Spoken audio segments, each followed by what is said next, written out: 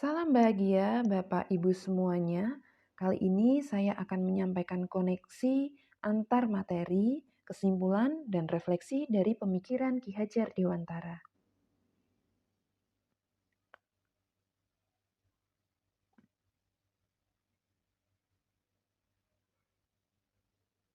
Pemikiran Ki Hajar Dewantara yang saya pahami yaitu 1.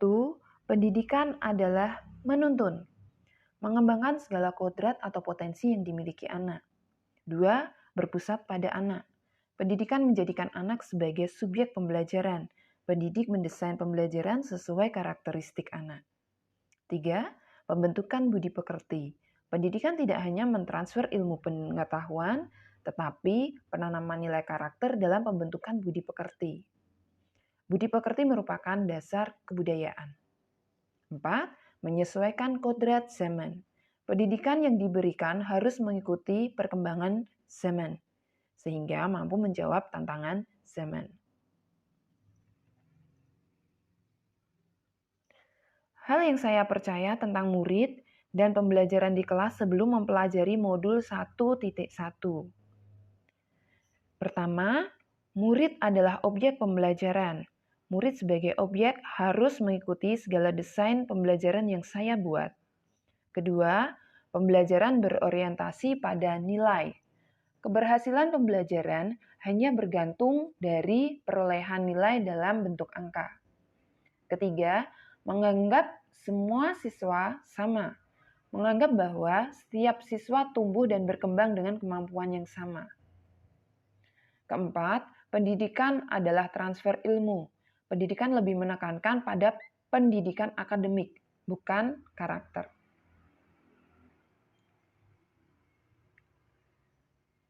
Hal yang berubah setelah saya mempelajari modul 1.1, yang pertama, murid adalah subjek pembelajaran. Murid adalah subjek pembelajaran sehingga pembelajaran yang kita desain harus berpusat pada murid itu sendiri. Kedua, karakteristik anak berbeda. Setiap anak memiliki karakteristik berbeda dan akan berkembang sesuai potensinya, sehingga perlu pendidikan berdiferensiasi. Ketiga, fokus pendidikan pada pengembangan potensi siswa. Kurikulum sekolah penting dicapai, namun fokus pendidikan pada pengembangan potensi dasar siswa bukan berdasarkan angka atau nilai. Keempat, pendidikan adalah taman. Pendidikan bukan hanya transfer ilmu, melainkan tempat bertumbuhnya nilai karakter pembentuk budi pekerti, benih kebudayaan.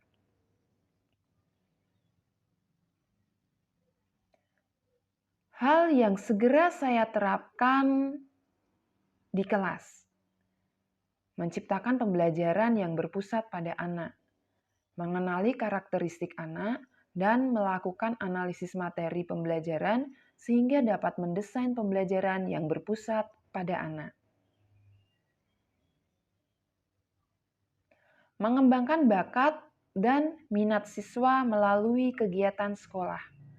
Menganalisis bakat, minat, potensi siswa melalui sejumlah kegiatan sekolah memberikan motivasi serta ruang dalam pengembangan potensi siswa.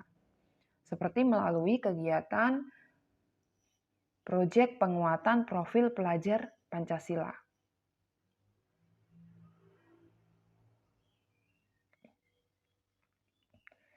Menciptakan pembelajaran yang berdiferensiasi. Pembelajaran berdiferensiasi yang memfasilitasi semua cara belajar anak.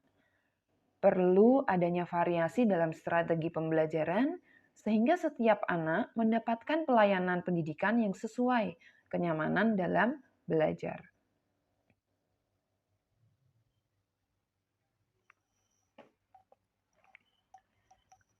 Memberi teladan melakukan penanaman karakter di setiap kegiatan.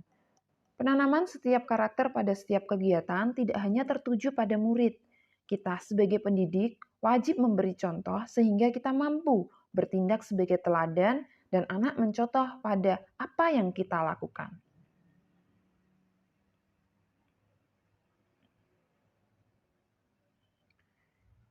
Nah, kesimpulan dari koneksi antar materi yang saya pelajari, pendidikan merupakan proses pengembangan diri anak sesuai potensi dan perkembangan zaman serta penanaman nilai karakter dalam pembentukan budi pekerti.